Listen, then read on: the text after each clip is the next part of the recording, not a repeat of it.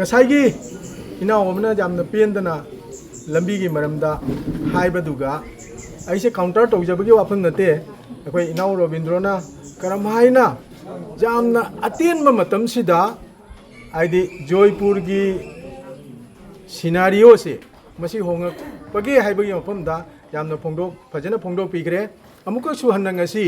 ꯃꯤꯐꯝ ꯑꯁꯤꯗ ꯈꯨꯗꯣꯡꯆꯥꯕ ꯂꯧꯖꯔꯦ ꯍꯥꯏꯔꯒ ꯑꯩꯈꯣꯏꯅ ꯂꯈꯤꯄꯨꯔ ꯀꯟꯁꯇꯤꯇ꯭ꯌꯨꯟꯁꯤꯒꯤ ꯃꯅꯨꯡꯗ ꯆꯟꯗ꯭ꯔꯤꯉꯩꯗ MP ꯏꯂꯦꯛꯁꯟꯒꯤ ꯃꯇꯥꯡꯗ ꯂꯥꯛꯆꯔꯝꯕ ꯃꯇꯝꯗ ꯂꯝꯗꯝꯁꯤꯒꯤ ꯃꯔꯨꯑꯣꯏꯅ ꯏꯆꯤꯟ ꯏꯅꯥꯎꯁꯤꯡ ꯅꯍꯥꯔꯣꯜ ꯏꯆꯟ ꯏꯆꯦꯁꯤꯡꯅ ꯑꯩꯈꯣꯏꯅ ꯍꯥꯏꯖꯕꯗꯣ ꯃꯥꯏ ꯉꯥꯛꯄꯤꯈꯤꯕꯒꯤꯗꯃꯛꯇ ꯉꯁꯤꯁꯨ ꯇꯧꯕꯤꯃꯜ ꯈꯪꯕ ꯎꯠꯆꯔꯤ ꯑꯩꯅ ꯃꯊꯪꯗ ꯑꯩꯅ ꯍꯥꯏꯅꯤꯡꯉꯤꯁꯤꯅ ꯀꯩꯅꯣ ꯍꯥꯏꯗ ꯃꯌꯥꯝ ꯄꯨꯝꯅꯃꯛꯁꯦ ꯁꯤꯒ ꯇꯤꯜꯂꯤꯕꯁꯤꯗꯤ ꯑꯗꯨꯒꯤ ꯌꯥꯝꯅ ꯅꯛꯅꯕ ꯀꯥꯡꯕꯨꯁꯨ BJPꯗ ꯚꯣꯠ ꯁꯣꯏꯗꯅꯃꯛꯀꯤ ꯍꯥꯞꯄꯅꯤ ꯍꯥꯏꯕꯁꯤꯃ ꯑꯩꯈꯣꯏ ꯑꯗꯨꯝ ꯚꯥꯞ ꯇꯥꯖꯔꯦ ꯑꯗꯣ ꯉꯁꯤ ꯑꯆꯤꯟꯕ ꯑꯃꯁꯨꯡ ꯈꯨꯗꯣꯡꯆꯥꯗꯗꯅ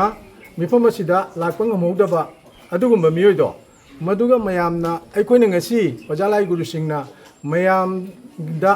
ꯍꯥꯏꯗꯤ ꯅꯤꯡꯁꯤꯡꯖꯈ꯭ꯔꯤꯕ ꯍꯥꯏꯖꯈ꯭ꯔꯤꯕꯁꯦ ꯃꯁꯤ ꯃꯣꯏꯗꯁꯨ ꯈꯔ ꯄꯥꯎꯗꯝꯕꯤꯔꯦ ꯍꯥꯏꯔꯒ ꯃꯣꯏꯕꯨꯁꯨ ꯚꯥꯞ ꯇꯥꯍꯟꯕꯤꯌꯨ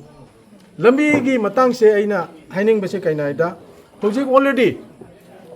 ꯃꯟꯇ꯭ꯔꯤꯅ ꯊꯕꯛ ꯁꯨꯔꯅꯤ ꯍꯥꯏꯕꯒꯤ ꯑꯩꯈꯣꯏꯒꯤ ꯄ꯭ꯂꯦꯠꯁꯦ ꯍꯥꯏꯗꯤ ꯐꯥꯎꯟꯗꯦꯁꯟ ꯁ꯭ꯇꯣꯟꯁꯦ ꯑꯩꯈꯣꯏ ꯌꯨꯡꯉꯝꯃꯦ ꯂꯝꯕꯤ ꯃꯆꯤꯟꯗꯀꯣ ꯂꯝꯕꯤꯁꯦ ꯍꯧꯖꯤꯛ ꯀꯔꯝꯕ ꯄꯣꯖꯤꯁꯟꯗ ꯂꯩꯒꯦ ꯍꯥꯏꯕꯗ इलेक्शन से डिक्लेयर तौरमदब तारबदी अकोई वर्क ऑर्डर की से मसी गाइदना लेबनेबा ऑलरेडी इंजीनियर डिटेल तौदने लोइग्रबनी लोइ असिगी फिबम से लोइसलबनीना लंबी से ऑलरेडी इलेक्शन लोइबगा पाइखलनी हाइबसे मसी मयाम चेना थाजबिउ मदुना मरम ओइरे हाइरगा मयाम इचिनाउ सिंग निंगदोंग पोंगबीदना लाकदुर इलेक्शन सिदा खरोय मयाम अमा लाकप जाय अदुबु खरोयदी अमखतनी लाक्तोइसे हुजिक खरोय हाइबसे खरोयगी कैरेक्टर से मयामना खंगिदनाको अमदमु फन चोंगनी अमदमु फन चोंगनी अमदमु फन चोंगनी चोंगिबा पोतुगा माना चागेना थीरिबा पुंगदोन खंगदे जुबी खंगदे जा खंगदे जुबी मबु खरोयना थकपा ngамब्रने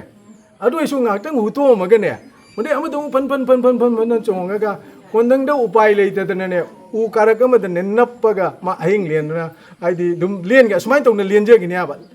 पालिबा सरकार सिदा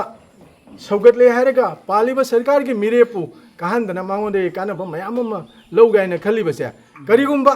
मांगजनबदो जाउतारबदी अमुकमुक वालौरिबा पार्ट 2 की इरोशन की कैनोसे ngakadaba कैनोसे अदोगी लंबी से असिसुने मसिगसु आइदि फतबा कैनोमा लाकपा जायबा कैनाइदि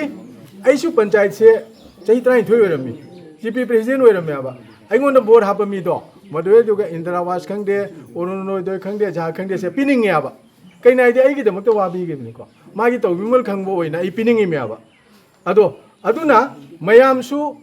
कौशिग्राइगिदमक्ता वाबी तारदि मानसु सोइदनमकी आइदि नुंसीबिनी अदुना मांगजनलकदबदो का आइदि कानि अमसुं कारोय हाबगी वाफमसिदि अखोइना हाइबा ngamde करिनाइदि सोइदनमकीदि दुम मयामना खंगनरिदुनिको अदो खंगनबदुदा अखोइगिदमक्ता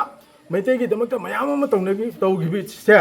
मसी अमुक हेन्ना मसीगी हेन्ना अखोइ मांगोंदगी काननब लौसी बीजेपी सरकार बु सौगछि अमसुं बीजेपी गी कैंडिडेट पु मसिंग जाम्बा भोटना आई अमुगन हाइजररोइगे काहनसी हाइबसे मसी वाफमसि मथनजरे हारेगा मयाम पुनमकपु चिरब मतम कया काइथोकपिदुना ngasiगी मिफमसिदा सरुक जादुना मिफमसि वपुंग फानबगिदमक्ता लमदमसिदा लैबा हिमाइदोन इचनिसे मरुमपांग वजालाई गुरुसिंग पुनमकपु अमुक हन्ना थागचरे हारेगा अयो वाफमसि मतांग सिदा लोइसनजरे अमसुंग ngasiगी मिफमसे मतांग सिदा लोइसनजरे आइदुना मयामदा खंगनजरी मयाम थागचरे